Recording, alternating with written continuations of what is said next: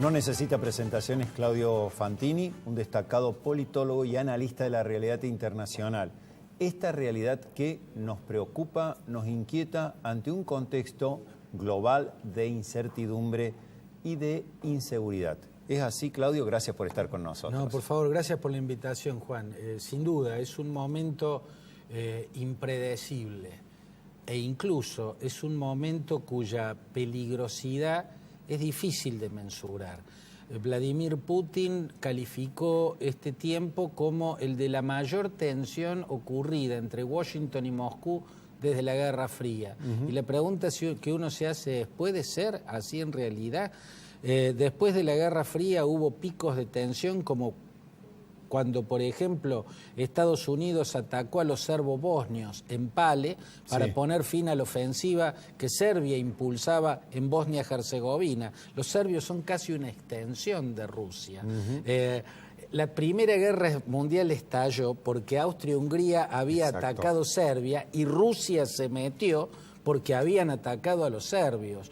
Luego de Bosnia-Herzegovina hubo otro pico de tensión. Ya no era Yeltsin, sino el mismísimo Putin, cuando fue la guerra por Kosovo. Y Estados Unidos terminó derribando con sus bombardeos al propio régimen de Milosevic, un aliado de Moscú. Y también Putin dijo que si tocaban a Serbia, Rusia se iba a meter directamente en esa guerra. ¿Este momento es peor que eso? Si es peor que eso, la pregunta es ¿por qué? Yo creo que puede existir un pico de tensión real. Trump necesitaba, y yo hace rato vengo diciendo, Trump así es. Necesita... Has escrito un artículo en ese sentido de que necesita cierta tensión global. Bueno, y con Rusia.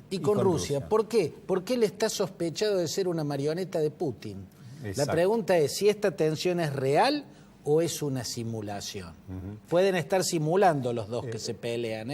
Puede parecer una pelea y en una vez están haciendo capoeira. Se hacen los que pelean. Nos hemos conmocionado un poco por estos lobos solitarios que han atacado en distintos puntos de Europa, pero ahora todavía nos hemos sorprendido y me parece que hay cierta reacción de la sociedad por lo que son las bombas sobre Siria y sobre Afganistán. ¿Hasta dónde puede escalar este conflicto? Porque también está ahí Corea del Norte haciéndose el niño bravo, digamos. Sí, y también se está haciendo el niño bravo Donald Trump. Sí, por supuesto. ¿No? Porque yo no creo que a 48 horas de la detonación en la provincia siria de Idlib, que produjo muertes por intoxicación química, yo no sé si a 48 horas podía Donald Trump tener la certeza de que había sido el régimen el que tiró esa arma química o si, como dijo el régimen a través de su canciller, Walid Moalev... Que ellos no habían usado armas. No, ellos bombardearon un arsenal y en el arsenal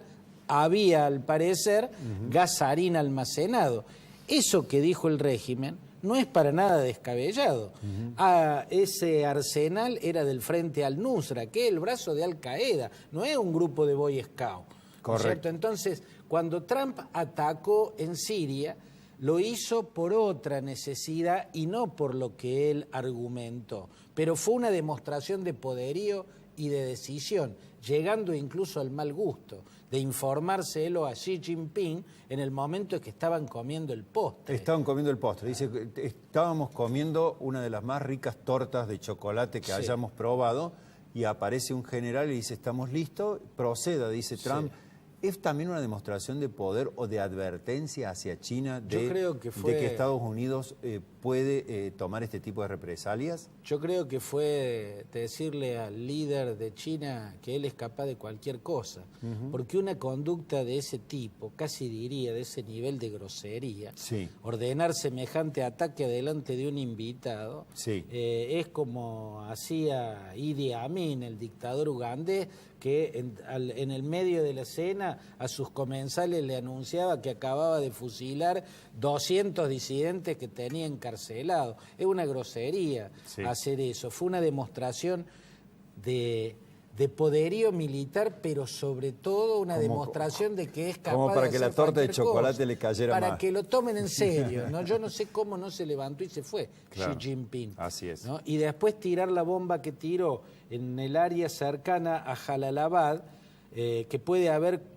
causado un daño devastador al sistema de túneles que al parecer tenía como búnker ISIS en esa región montañosa, casi de la frontera entre Pakistán y Afganistán. Eso fue realmente un secreto militar muy celosamente cuidado. Aparentemente ningún servicio de inteligencia sabía que semejante arma ya estaba en capacidad de ser usada en un conflicto. Y esto, Claudio, que vos planteas como una necesidad de tensión mundial que necesita Trump, digamos, puede escalar hacia un escenario incontrolable, digamos, reacciones de China, Rusia, Corea del Norte, puede escalar a ese nivel y que estemos, como el Papa sugiere, digamos, ante un escenario de tercera guerra mundial. Sí, ha repetido en estos días algo que ya ha dicho en años anteriores, que el mundo está viviendo la tercera guerra mundial y que la tercera guerra mundial no se va a parecer a la primera y a la segunda en cuanto a la forma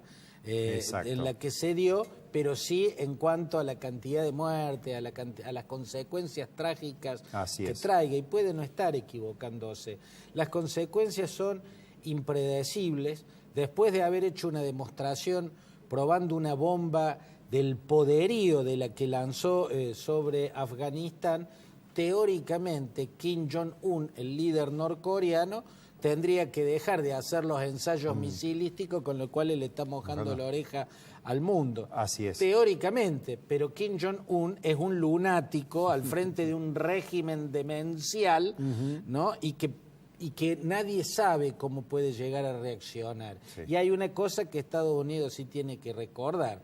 Cuando fue el general Douglas MacArthur en 1950 al frente de un ejército poderosísimo a la guerra de Corea, pensó que en un puñado de semanas esa guerra iba a terminar con un triunfo contundente de él. Ese puñado de semanas se convirtió en 3 años en cientos de miles de muertos. Estados Unidos hoy, Donald Trump hoy, le puede ganar una guerra a los norcoreanos, pero los norcoreanos se pueden llevar puestos en ese conflicto a Corea del Sur, el país que está del otro lado del paralelo 38 y al cual tiene de rehén. Así es. Claudio, finalmente te traslado el análisis a América Latina, que aparece como alejada de estos conflictos, estas confrontaciones. ¿Puede recibir algún tipo de daño? La Argentina, a raíz del encuentro Macri-Trump, ¿puede ser objeto también de algún tipo de atentado, represalia por parte de ISIS que nos vea como aliados de Donald Trump? Mira, yo creo que hasta Hezbollah tenemos un terrorismo que actuaba con represalias por tal o cual cosa.